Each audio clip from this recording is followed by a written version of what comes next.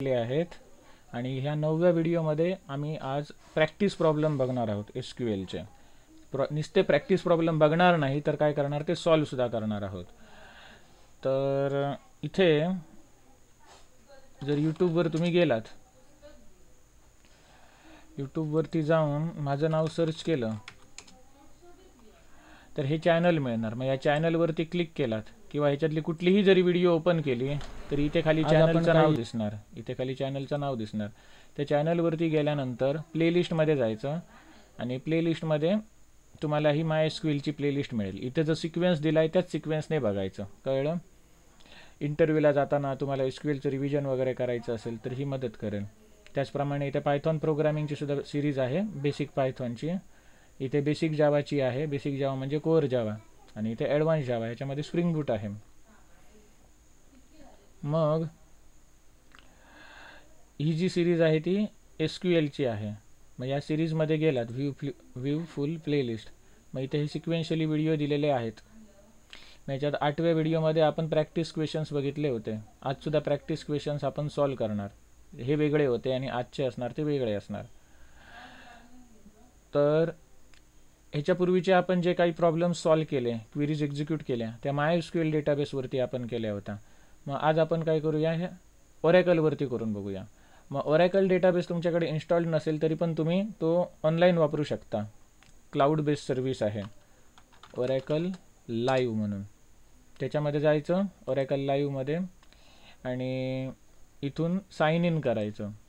तुमचं जर account create केलेलं नसेल ओरॅकलवरती तर क्रिएट अकाउंट म्हणून इथे ऑप्शन असणार, तो तुम्ही वापरू शकता. स्टार्ट कोडिंगला क्लिक करतो. मग माझ्यासमोर एक हा इंटरफेस आलेला आहे. इथे मी क्वेरी टाईप करणार आणि इथे त्याचा मी रिझल्ट बघणार खाली. मग गेल्या वेळेचा आपण जो काय अभ्यास केला तो MySQLमधून केला. मग या वेळेला आपण ओरॅकलमधून करून बघूया. MySQLच्या कमांड्स आणि ओरॅकलच्या कमांड्स जवळपास 97% सेम आहेत. 3%चा काहीतरी फरक आहे असं समजा. तर फरक आहे तो सिंटॅक्समध्ये किंवा फंक्शनच्या नावांमध्ये. तर आता आपण सॉल्व करूया. हे आपल्यासमोर हे क्वेश्चन्स आहेत. पहिलं आहे create an employee table having following schema. म्हणजे हे स्ट्रक्चर पाहिजे त्या एम्प्लॉई टेबलला. त्याच्यात EMP-ID नावाचा कॉलम असणार. त्याचा डेटा टाईप वॅरकॅर ठेवा म्हटलं आहे आणि वॅरकॅरची साईज 10 ठेवा आणि त्याला प्रायमरी की लावा. त्यानंतर एम्प्लॉई नेम. मग हे जे काही दिले आहे या पद्धतीने आपल्याला बनवायचं आहे. तर आता आपण या ठिकाणी तसं बनवूया. इथे जसं सांगितलं आहे तसं टेबलची इथे मी क्वेरी लिहितो.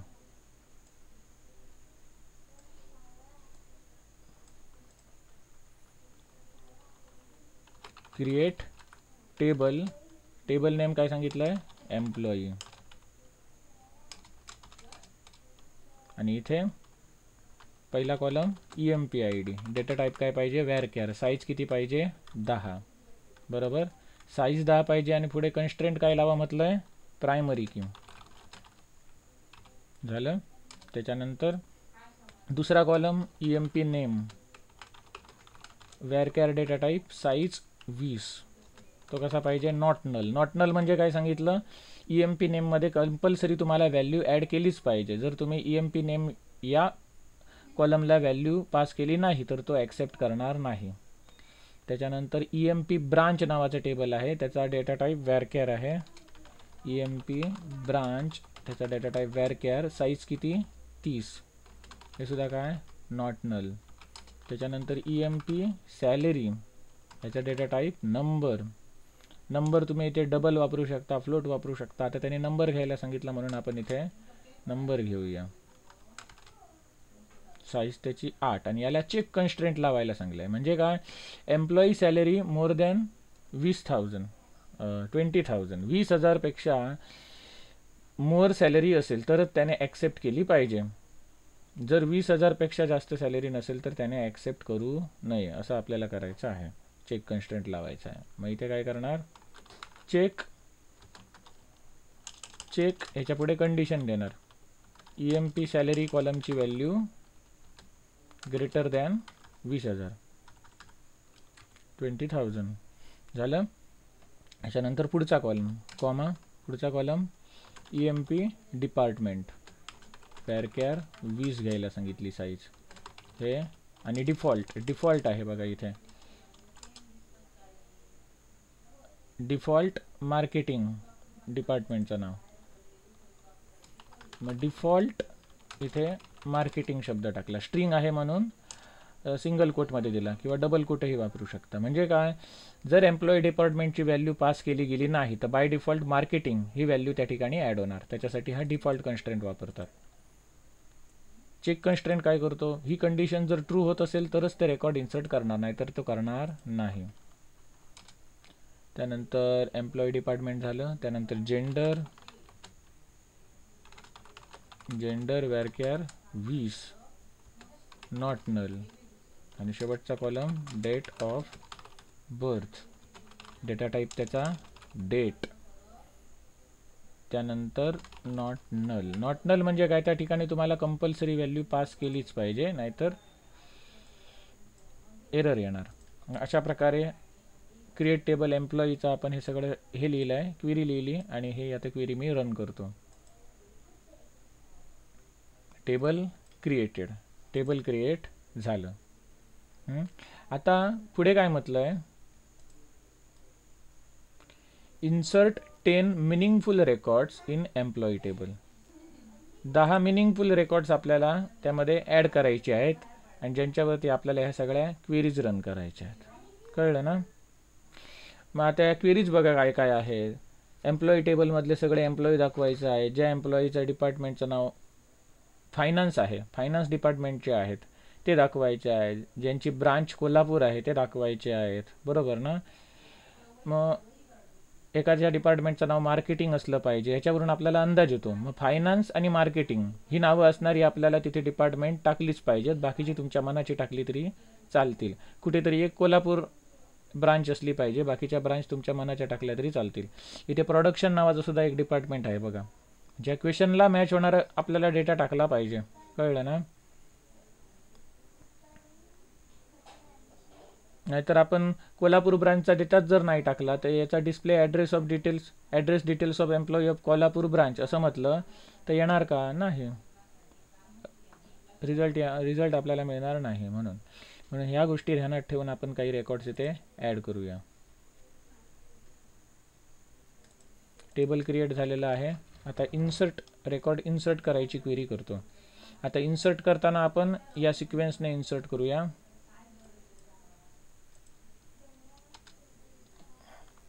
Insert into employee values.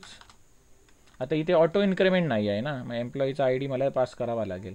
आणि इथे बघा एम्प्लॉईचा आय डी काय आहे, इंट नाही आहे, काय आहे, varchar आहे, म्हणजे स्ट्रिंग आहे, म्हणजे सिंगल कोटमध्ये मला पास करावा लागेल. कळलं? इथे मी खाली घेतो, खूप व्हॅल्यूज आहेत म्हणून, सुटसुटीत दिसावं म्हणून. Insert into employees values. इथे पहिली व्हॅल्यू काय देतो, EMP1 हा समजा त्याचा आय डी आहे, स्ट्रिंग आहे म्हणजे म्हणून मी EMP1 दिला, नाही तर 1 दिला असता.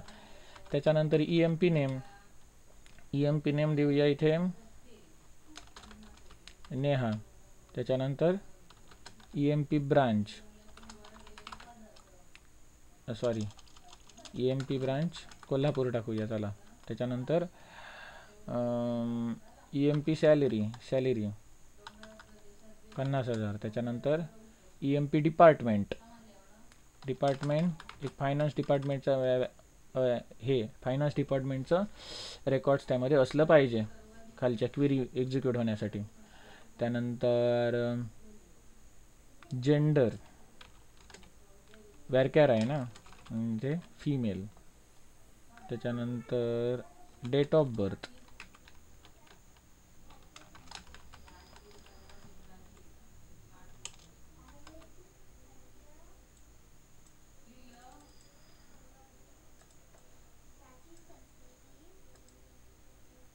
झालं, रेकॉर्ड इन्सर्ट झालं.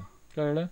MySQLमध्ये डिफॉल्ट फॉर्मॅट कसा आहे, पहिलं इयर /मंथ आणि /मंथ 2 डिजिटचा मंथ, 01, 02, 03, 01 म्हणजे जानेवारी आणि 12 म्हणजे डिसेंबर, असं YYYYMMDD असं MySQLचा आहे डिफॉल्ट फॉर्मॅट. आणि ओरेकलचा डिफॉल्ट फॉर्मॅट DDMMM म्हणजे 3 डिजिटमध्ये महिना आणि त्याच्यानंतर YY.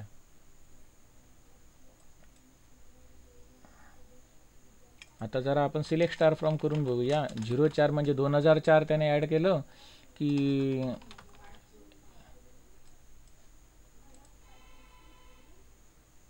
04च ॲड केलं. 2004 लिहून बघूया. ट्रंकेट एम्प्लॉई कमांड काय करणार, एम्प्लॉई टेबल आहे त्याच्यातला सगळा डेटा क्लिअर करून टाकणार, परंतु टेबल डिलीट करणार नाही, फक्त टेबलमधला डेटा काढून टाकणार.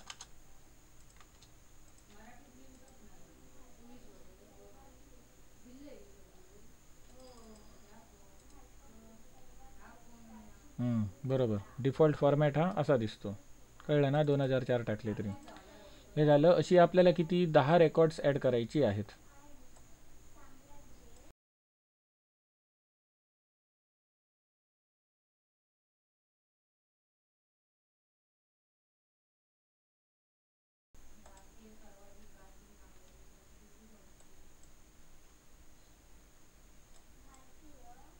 एक 2 3 4 5 6 7 8 9 10 टोटल आपल्याकडे 10 रेकॉर्ड्स ॲड झालेली आहेत. ठीक आहे. एवढं आपण केलं तिथे सांगितल्याप्रमाणे. याला सेव्ह करून आपण काहीतरी नाव देऊ शकतो सेशनला. Employee table. काहीतरी डिस्क्रिप्शन कंपल्सरी आहे बघा, लाल डिस्क्रिप्शन टाकलं इथे काहीतरी आणि सेव्ह केलं.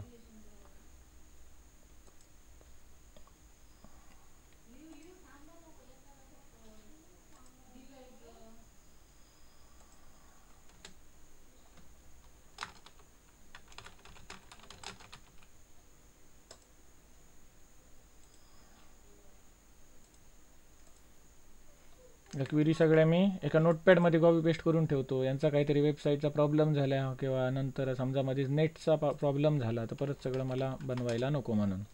कारण हे ऑफलाईन स्टोअर होत नाही आहे, कुठे आहे ऑनलाईन स्टोअर होतं आहे, ऑनलाईन सर्व्हिस वापरतो आहे ना, म्हणून अशा प्रकारे मी एम्प्लॉई टेबलचं सगळं क्रिएट केलं. आता इथला डेटा काढून टाकतो. इथे मी सगळ्या क्वेरी घेतलेल्या आहेत. त्याच्यानंतर हे झालं. पुढे काय म्हटलं आहे, हे टेबल आपण केलं आणि याच्यामध्ये 10 मिनिंगफुल रेकॉर्ड्स ॲड केली. त्याच्यानंतर दुसरं टेबल बनवायचं आहे, ह्याच्या संबंधित आहे. इथे एम्प्लॉई बनवलं. आता एम्प्लॉई डिटेल्स बनवायचं आहे, EMP details table. Having column EMP ID. हा कॉलम रिफर कोणाला करतो, तर या एम्प्लॉई टेबलच्या या EMP ID नावाच्या कॉलमला. म्हणजे इथे प्रायमरी की आहे वरच्या टेबलमध्ये आणि खालच्या टेबलमध्ये ती पब्लिक की किंवा फॉरेन की आहे. मग हे टेबल आता आपण इथे दिलेल्या स्पेसिफिकेशननुसार बनवूया.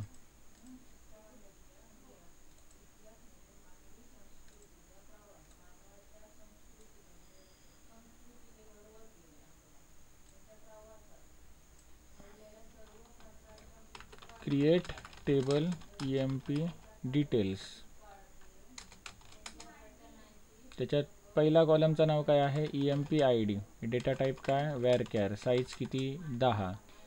मग हा रिफर कोणाला करतो, रेफरन्सेस एम्प्लॉई टेबलचा कुठला कॉलम, EMP ID कॉलम. झालं. त्याच्यानंतर पुढे काय आहे, ॲड्रेस 1 वॅरकॅर 20. त्याच्यानंतर याला नॉट नल. ॲड्रेस 1 इथे टाकलाच पाहिजे. नल व्हॅल्यू आपण टाकू शकत नाही, म्हणजे स्किप करू शकत नाही ते field. Address 2 varchar not null.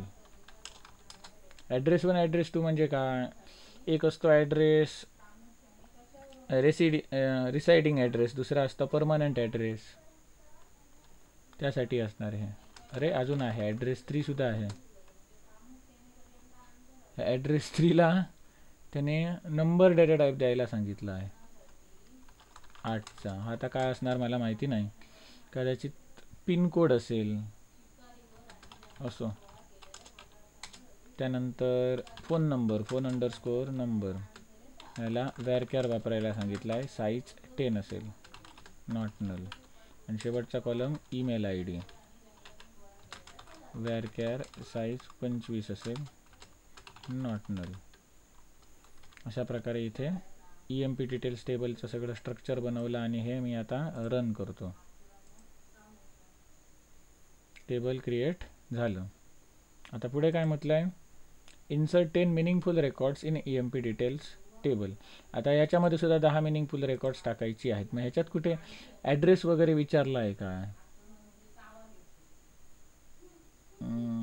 ॲड्रेसचं काही विचारलेलं नाही. फोन नंबरचं सुद्धा तसं काही विचारलेलं नाही. म्हणजे आपल्याला मनाला पाहिजे तसे फोन नंबर, ईमेल ID आपण वापरू शकतो ह्याच्यामध्ये. मग इथे आता तशी रेकॉर्ड्स आपण ॲड करूया. 10 records. Insert into EMP details values. पहिली EMP ID जो एम्प्लॉई टेबलमधल्या EMP IDला रेफरन्स करणार. तिथे आपण EMP1, EMP2, EMP3 अशी EMP10 पर्यंत दिलेले आहेत. जर मी EMP11 ॲड करायला गेलो तर हा काय चेक करणार, एम्प्लॉई टेबलमध्ये EMP ID मध्ये EMP11 व्हॅल्यू आहे का? नाही तर तो रेकॉर्ड ॲक्सेप्ट करणार नाही. आणि जर असेल तरच ॲक्सेप्ट करणार. म्हणजेच हा EMP ID कॉलम रेफर करतो कोणाला, एम्प्लॉई टेबलच्या प्रायमरी कीला, EMP ID कॉलमला. मग हे सगळं आपण आधीच्या व्हिडिओमध्ये एक्सप्लेनेशन बघितलेलं आहे प्रायमरी कीचं वगैरे. मग इथे आता मी रेकॉर्ड्स ॲड करतो. EMP1चा ॲड्रेस आता इथे काहीतरी टाकूया आपण, मालवण, ॲड्रेस 1, ॲड्रेस 2, ॲड्रेस 3. मग आपण काय करूया, पहिला ॲड्रेस म्हणजे आपण हे टाकूया, वाडीचं नाव टाकूया. दुसरा ॲड्रेस म्हणजे तालुक्याचं नाव टाकूया.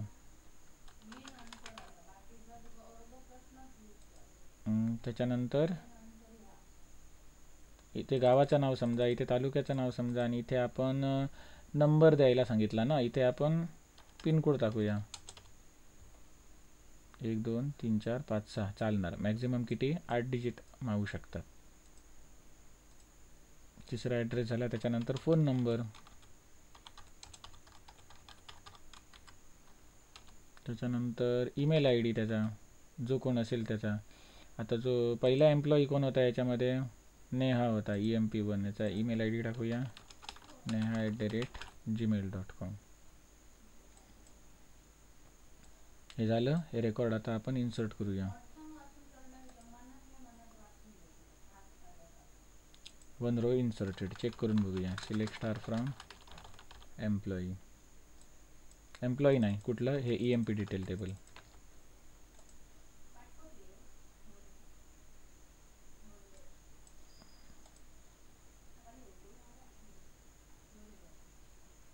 इथे 2 रेकॉर्ड्स ॲड झाली. काय 2 रेकॉर्ड ॲड झाली?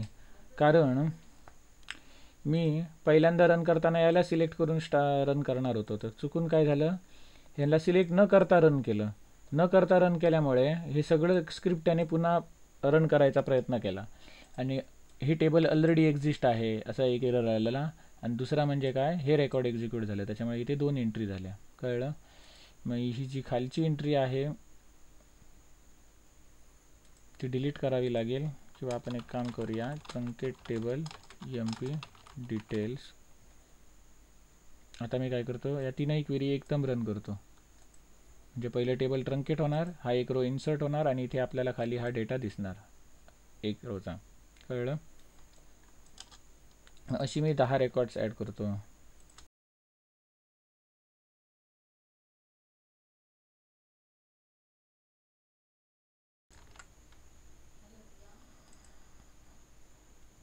झालं. सगळे डिटेल्स ॲड केले. पहिली 2 रेकॉर्ड मी ऑलरेडी ॲड केलेली. आता ही पुढची करतो सिलेक्ट करून.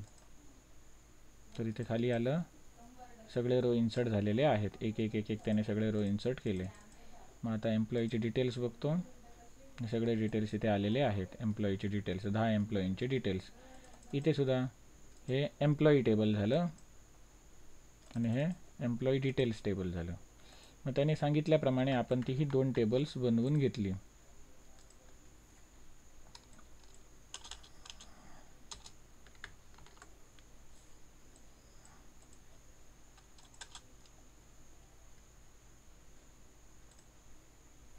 आता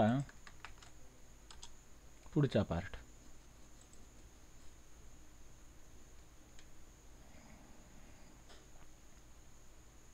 display all records from employee table. Display all records from employee table. काय क्वेरी आहे? एम्प्लॉई टेबलमधली सगळी रेकॉर्ड्स दाखवायची आहेत.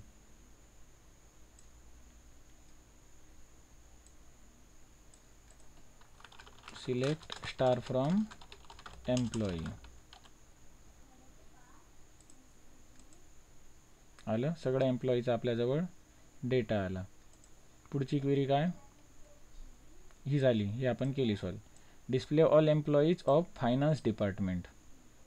ज्या एम्प्लॉईंच्या डिपार्टमेंटचं नाव फायनान्स आहे असे एम्प्लॉई दाखव. इथे डिपार्टमेंटचं नाव कुठे आहे? हे बघा इथे आहे, EMP DEPT. ज्यांचं फायनान्स आहे असे एम्प्लॉई दाखव. मग काय करणार? Select star from employee where EMP DEPT is equal to finance. String आहे म्हणून सिंगल कोटमध्ये टाकली. रन करूया. No data found. स्पेलिंग बघूया. मी काय केलेलं? हां, स्पेलिंग चुकवलेलं. झालं. म्हणजे फायनान्स डिपार्टमेंटचे सगळे एम्प्लॉई आपण शो करून दाखवले. तिसरा, display address of details of employee of Kolhapur branch. आता जे कोल्हापूर ब्रांचचे आहेत, हे बघा इथे कोल्हापूर ब्रांचचे employee. Select star from employee केलं तर ज्यांची ब्रांच कोल्हापूर आहे, हा एक म्हणा, सध्या एकच आहे याच्यामध्ये. मग त्यांचे आपल्याला ॲड्रेस दाखवायचा आहे. मग आता इथे ॲड्रेस कॉलम कुठे आहे? या टेबलमध्ये आहे का? नाही. तर आपला ॲड्रेस कॉलम कुठल्या टेबलमध्ये आहे? एम्प्लॉई डिटेल्स टेबलमध्ये आहे. ॲड्रेस कुठला ॲड्रेस कॉलम दाखवायचा आहे? याच्यातला एखादा ॲड्रेस दाखवू शकता किंवा तीनही ॲड्रेस तुम्ही असे जोडून दाखवू शकता. दाखवतो. मग मला काय करायचं आहे? इथे ज्या एम्प्लॉईची ब्रांच कोल्हापूर आहे त्याचा ॲड्रेस दाखवायचा आहे. मग सिलेक्ट स्टार फ्रॉम एम्प्लॉई नाही, मला काय करायचं आहे? ॲड्रेस डिस्प्ले करायचा आहे. म्हणजे स्टारच्या ऐवजी इथे काय येणार? ॲड्रेस डिस्प्ले करायचा आहे. ॲड्रेसच्या कॉलमची नावं काय आपण दिलेली आहेत? ॲड्रेस 1, ॲड्रेस 2, ॲड्रेस 3, बरोबर ना? मग सिलेक्ट ॲड्रेस फ्रॉम. आता ॲड्रेस कुठल्या टेबलमध्ये आहे? तर EMP डिटेल्समध्ये आहे. एम्प्लॉई डिटेल्स टेबलमध्ये आहे. एम्प्लॉई टेबलमध्ये नाही आहे. व्हेअर, आता हे जे EMP डिटेल्स टेबल आहे, आपल्याला कोणाचा ॲड्रेस दाखवायचा आहे? ज्या एम्प्लॉईची ब्रांच कोल्हापूर आहे. मग इथे कुठे ब्रांच नावाचा कॉलम आहे का? नाही. EMP डिटेल्स मध्ये ब्रांच नावाचा कॉलम नाही. तर ब्रांच नावाचा कॉलम कशामध्ये आहे? तर एम्प्लॉई टेबलमध्ये आहे. मग ही जी काही दोन टेबल्स आहेत त्या दोन टेबल्समध्ये कॉमन कॉलम कुठला आहे तर बघायचा. मग ह्या दोन टेबलमध्ये कॉमन कॉलम कोण आहे? एम्प्लॉई ID, बरोबर. प्रायमरी की फॉरेन की लावलेली आहे ती. मग या दोघांमध्ये कॉमन असलेल्या कॉलमच्या जोरावरती मी हा एक्सपेक्टेड रिझल्ट मिळवणार. कसा? तर बघा, select star from employee details where common column काय आहे? EMP ID, बरोबर. EMP ID इक्वल टू, आणि आता इथे सबक्वेरी मारणार. EMP ID equal to. आता कुठला EMP ID मला पाहिजे? तर ज्याची ब्रांच कोल्हापूर आहे. ज्याची ब्रांच कोल्हापूर आहे. मग ते जे एम्प्लॉई टेबल आहे त्याच्यामध्ये EMP ब्रांच कोल्हापूर ज्याची आहे त्या एम्प्लॉईचा मला ID घ्यायचा आहे. कोण आहे? EMP1. मग इथे काय करणार? सिलेक्ट EMP ID फ्रॉम, आता कुठल्या टेबलचं नाव? एम्प्लॉई. व्हेअर ब्रांचच्या कॉलमचं नाव काय आहे? EMP branch. EMP branch equal to Kolhapur, semicolon.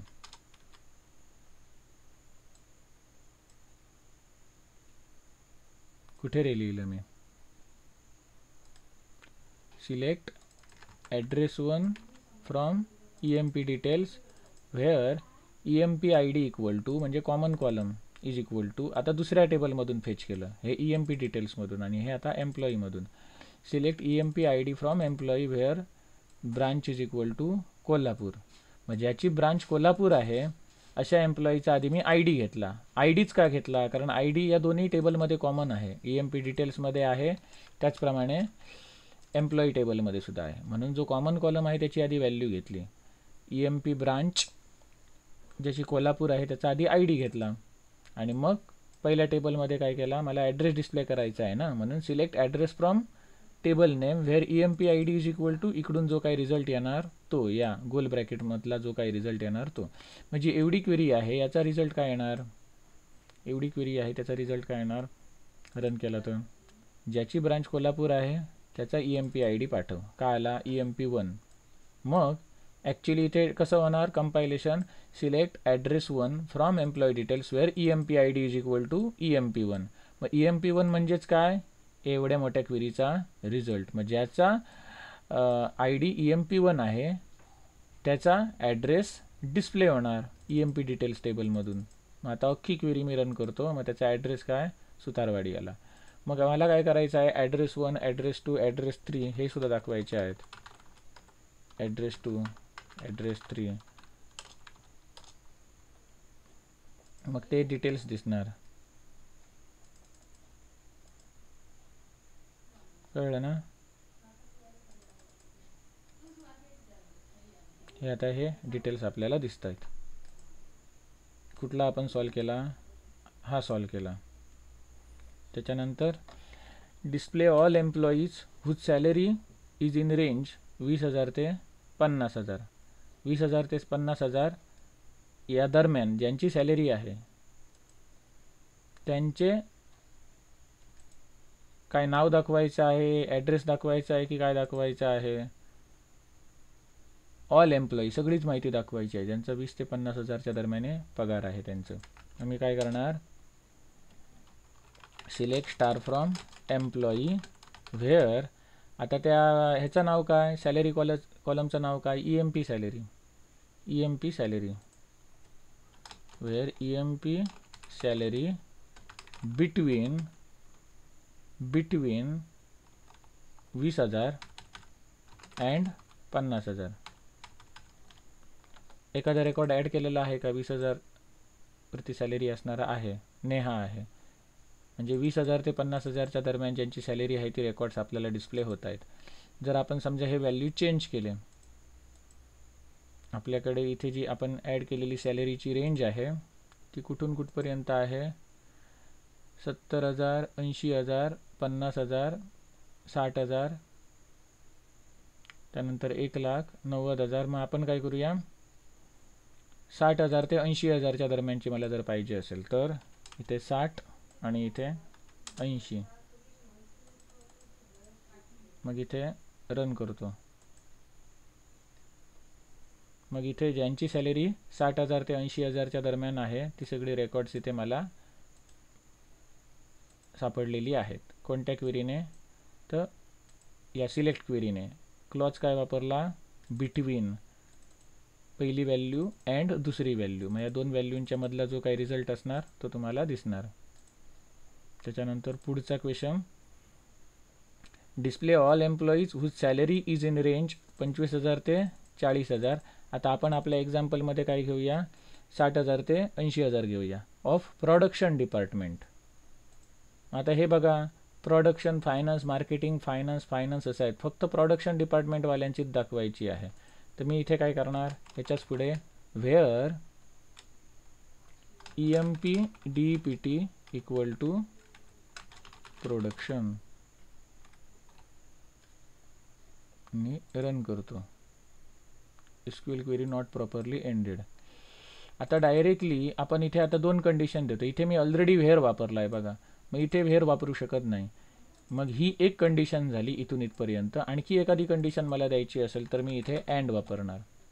कळलं, ही सुद्धा कंडिशन मॅच कर आणि ही सुद्धा कंडिशन. याच्या पुढे आणखी एखादी कंडिशन मला द्यायची असेल तर पुन्हा मी अँड वापरून त्या कॉलमचं नाव इज इक्वल टू व्हॅल्यू जी काय असेल ती मी व्हॅल्यू देणार. रन करतो. कळलं, असंच सेम मला समजा फायनान्स डिपार्टमेंटचे पाहिजे असतील तर हे फायनान्स डिपार्टमेंटचे आले ज्यांची सॅलरी 60,000 ते 80,000 आहे.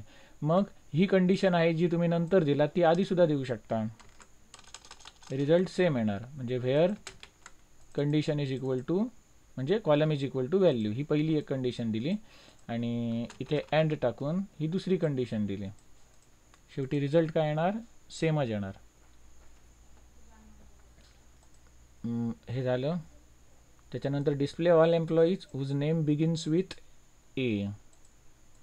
Display all employees whose name begins with A. Select star from employee where name like सुरुवात त्याने ए ने होते आणि पुढे काहीही असू दे. काहीही असू दे म्हणजे पर्सेंटेज. सुरुवात ए ने सुरू व्हायला पाहिजे. असे कोण आहे त्यामध्ये?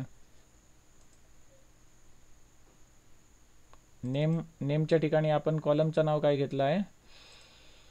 EMP name. EMP नेम कोण आहे? अनंत आहे. त्याच्यानंतर increase the salary of employees by 5000 whose department is marketing. Increase करायची आहे सॅलरी, वाढवायची आहे म्हणजे अपडेट टेबल करायचं आहे. अपडेट एम्प्लॉई सेट सॅलरी कॉलमचं नाव काय आहे?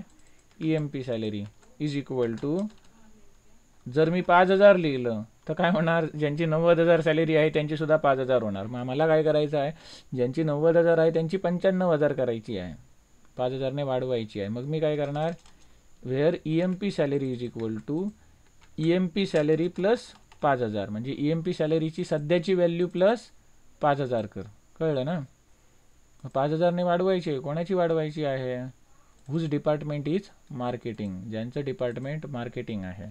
Where EMP department equal to marketing. आणि मी आता इथे ही क्वेरी रन करतो. रन केल्यानंतर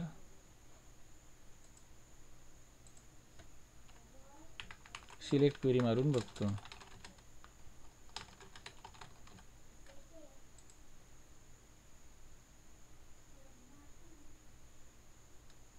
काय अपडेट झालेली नाही. पुन्हा एकदा मी ती कमांड रन करतो. काय आउटपुट खाली यायला पाहिजे इथे.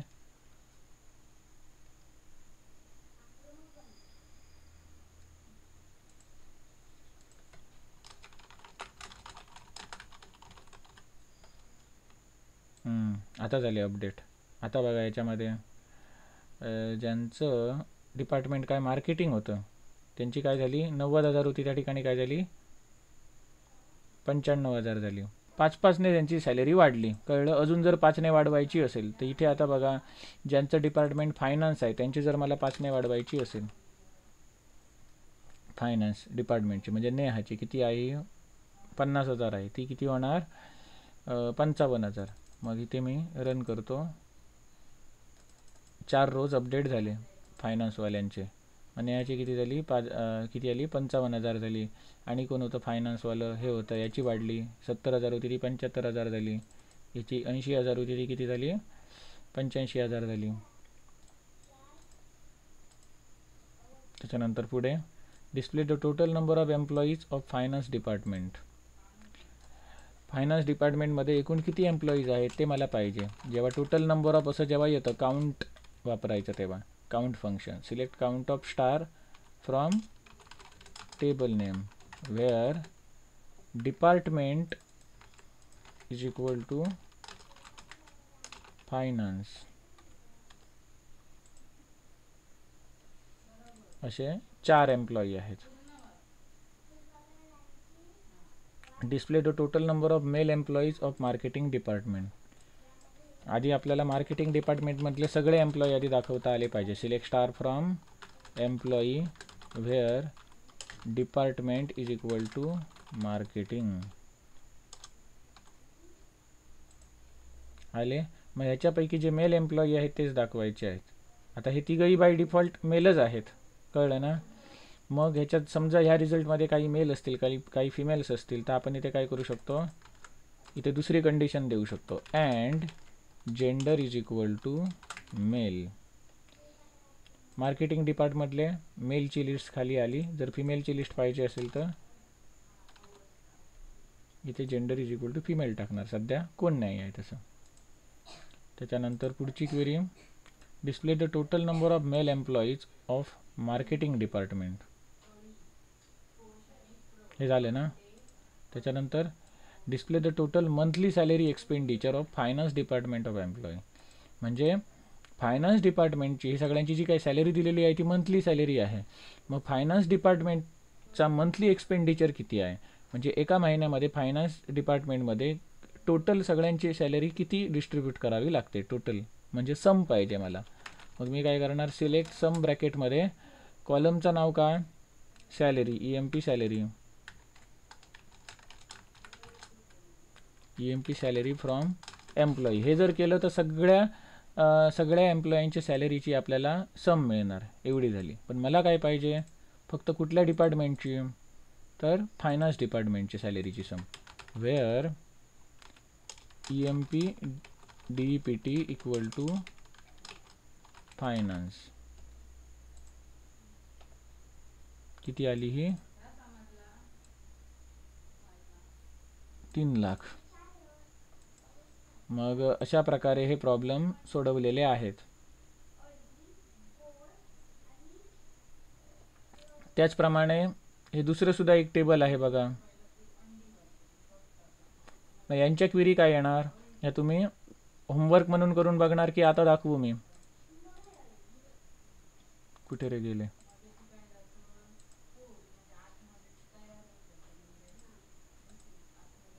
आता या क्वेरी एक्झिक्यूट करून दाखवू की होमवर्क म्हणून करणार.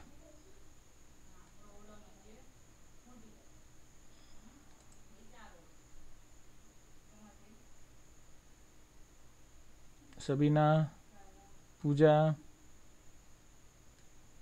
सायली,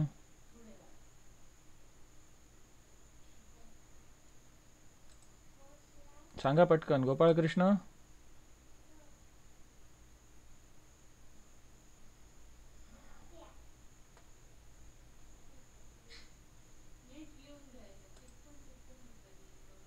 सायली,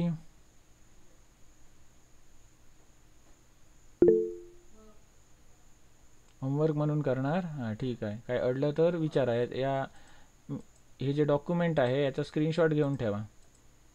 स्क्रीन शेअर करतो, याचा स्क्रीनशॉट घेऊन ठेवा.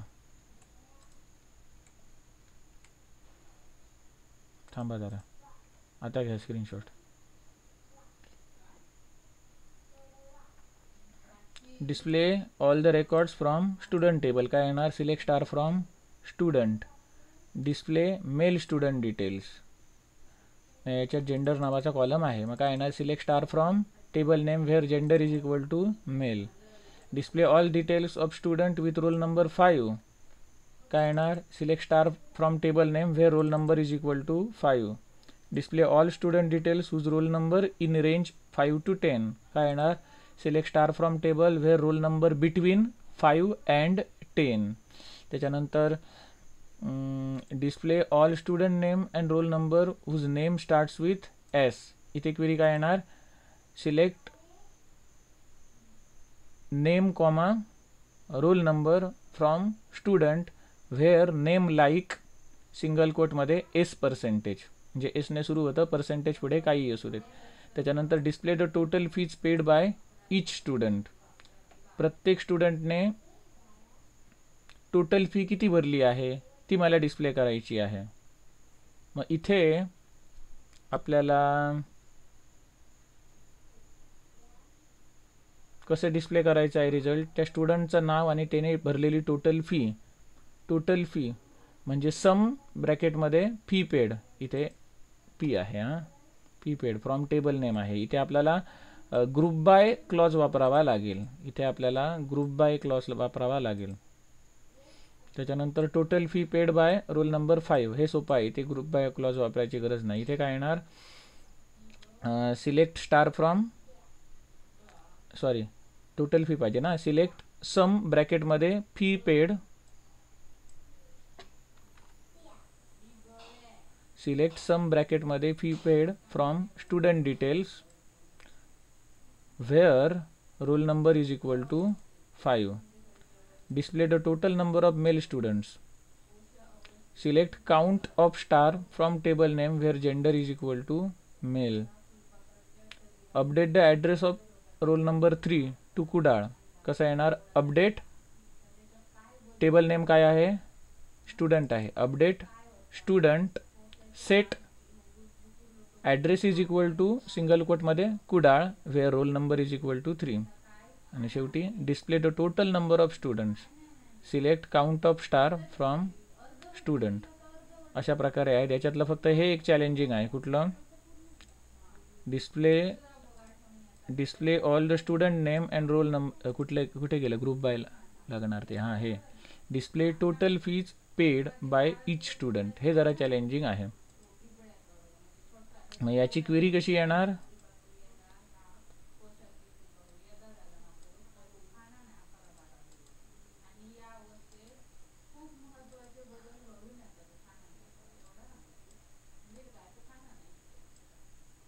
Display the total fee paid by each student, म्हणजे त्या स्टुडंटचं आपल्याला नाव दाखवायचं आहे आणि त्याने आतापर्यंत भरलेली टोटल फी दाखवायची आहे.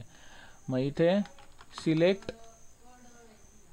स्टुडंटचं नाव नेम, कुठल्या टेबलमधून घेऊया, वरच्या स्टुडंट टेबलमधून स्टुडंटचं नाव घेणार, स्टुडंट डॉट नेम, कॉमा, त्यानंतर सम घेणार. सम कोणाची, फीज पेड या कॉलमची. मग फीज पेड हा कॉलम कशामध्ये आहे, स्टुडंट अंडरस्कोर डिटेल टेबलमध्ये, student underscore details dot fees paid हे कॉलमचं नाव.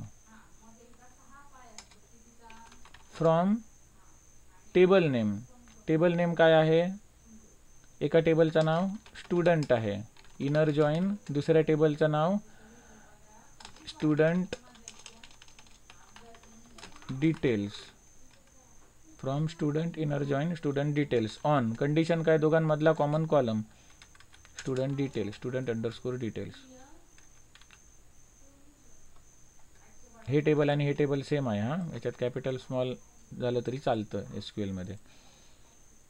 Inner join student details on, दोघांमध्ये कॉमन कॉलम कोण आहे, student dot roll number equal to, खाली घेतो, student dot roll number is equal to student details dot roll number. तर ह्याच्यातला एकच क्वेश्चन हा चॅलेंजिंग होता खालचा, display the total fees paid by each student. कारण यामध्ये जे रेकॉर्ड टाकणार, एक रेकॉर्ड ॲड केलं, त्याच्यात त्याने काय केलं, समजा 20,000 फी असेल तर सुरुवातीला त्याने फर्स्ट इन्स्टॉलमेंटमध्ये 5,000 भरली, त्याच्यानंतर पुढच्या इन्स्टॉलमेंटमध्ये 6,000 भरली, त्याच्या पुढच्या इन्स्टॉलमेंटमध्ये 7,000 भरली. असं करत त्याने काय केली, वेगवेगळ्या डेटला थोडी फी भरली. तर आपल्याला आता डिस्प्ले करताना काय करायचं आहे, त्या स्टुडंटचं नाव आणि त्याच्यासमोर त्याने भरलेली टोटल फी दाखवायची आहे. एका डेटला भरलेली नाही तर टोटल फी दाखवायची आहे आतापर्यंत भरलेली. मग काय केलं, स्टुडंटचं नाव स्टुडंट टेबलमध्ये आहे आणि फीज पेड कॉलम कुठे आहे, स्टुडंट डिटेल्स नावाच्या टेबलमध्ये आहे. मग मी काय केलं, सिलेक्ट स्टुडंट टेबलमधलं name, comma, sum of student detail टेबलमधलं फीज पेड कॉलम, फ्रॉम, आता 2 टेबल आहेत ना इथे, ती जॉईन करायची आहेत म्हणून काय, फ्रॉम एका टेबलचं नाव इनर जॉईन दुसऱ्या टेबलचं नाव, मग दोघांमधला common column, on, common column कोण आहे, रोल नंबर, पहिल्या टेबलचं नाव dot roll number is equal to दुसऱ्या टेबलचं नाव डॉट रोल नंबर. कळलं. आता पुढे काय मला करावं लागेल, स्टुडंटची नावं जेवढ्या वेळा त्याने फी भरलेली आहे त्यानुसार तिथे रिपिटेशन होऊ नये म्हणून काय करतो, group by student dot name किंवा काय, ग्रुप बाय स्टुडंट डॉट हे काय ते आपलं रोल नंबर, कॉमन असणारा कॉलम. मग रोल नंबर तुम्ही स्टुडंट डॉट करू शकता किंवा स्टुडंट डिटेल्स डॉट करू शकता. ही जर तुम्ही क्वेरी मारली तर तुम्हाला काय दिसणार, त्या स्टुडंटचं नाव आणि त्याच्यासमोर त्याने आतापर्यंत इन्स्टॉलमेंटमध्ये भरलेल्या फीची सम दिसणार. मग ही जी क्वेरी आहे ती मी इथे कमेंटमध्ये टाकतो, कॉपी करून ठेवा कुठेतरी. कळलं. सेम कॉलमची नावं दिली नसतील तर एरर येणार, ती तेवढं तुम्ही मॉडिफाय करून क्वेरी एक्झिक्यूट करून बघा. बाकीचे जे क्वेश्चन्स आहेत ते सोपे आहेत, होण्यासारखे आहेत आणि त्यांची आन्सरसुद्धा मी आता सांगितलेली आहेत. ठीक आहे. मग SQLच्या सिरीजमध्ये जेवढा काय महत्त्वाचा पार्ट होता वेब डेव्हलपमेंटसाठी आवश्यक असणारा पार्ट, वेबसाईट डेव्हलपमेंटसाठी, ॲप्लिकेशन डेव्हलपमेंटसाठी, तेवढा महत्त्वाचा जेवढा पार्ट जो होता तेवढा मी घेतलेला आहे. मग ज्यांना हे मिस झालं त्याने ते पूर्वीचे व्हिडिओ बघा. आता याच्यानंतर उद्यापासून आपण नवीन कोर्स इथे सुरू करणार आहोत, तो म्हणजे फ्रंट एंड डिझायनिंगचा. HTML शिकणार आहोत, CSS आणि जावास्क्रिप्ट. HTML, CSS आणि जावास्क्रिप्ट. मग आता हे बऱ्याच जणांच्या सिलेबसला झालेलं आहे. मग त्यांना जर काही सिलेबसच्या वेळेला मिस झालेलं असेल, रिव्हिजन करायचं असेल, तर ते सुद्धा जॉईन करू शकता. आज आपण SQLचा सगळा पार्ट संपवलेला आहे. जेवढा वेब डेव्हलपमेंटसाठी, वेबसाईट डेव्हलपमेंटसाठी आवश्यक होता तेवढा SQLचा पार्ट आपण संपवलेला आहे. मग ते आता वेबसाईट डेव्हलपमेंटसाठी आणि कुठला पार्ट आवश्यक आहे, तर वेब डिझायनिंग, म्हणजे वेबसाईटचं फक्त डिझायनिंगचा पार्ट, जे डिझायनिंग करण्यासाठी HTML, CSS, जावास्क्रिप्ट वापरलं जातं फ्रंट एंडमध्ये.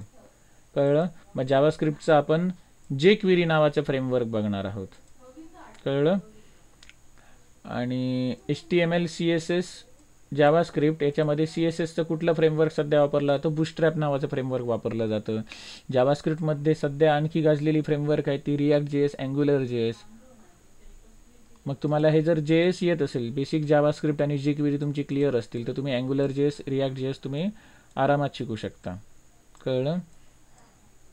HTML, CSS आणि जावास्क्रिप्ट, आणि त्याच्यात एक्स्ट्रा म्हणजे तुम्हाला मी jQuery सुद्धा शिकवणार.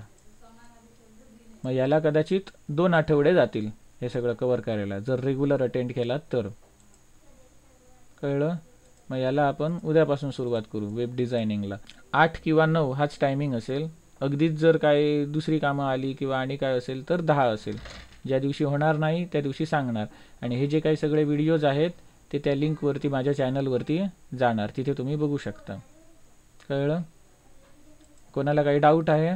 आता ज्या काही क्वेरीज वगैरे सगळ्या झाल्या त्याच्यात डाऊट आहे का? सुकन्या, पूजा, विशाखा, आयशा, सायली, गौतमी, श्रेया, नेहा. हां, ठीक आहे. डाऊट काय नसेल तर मीटिंग लीव करू शकता.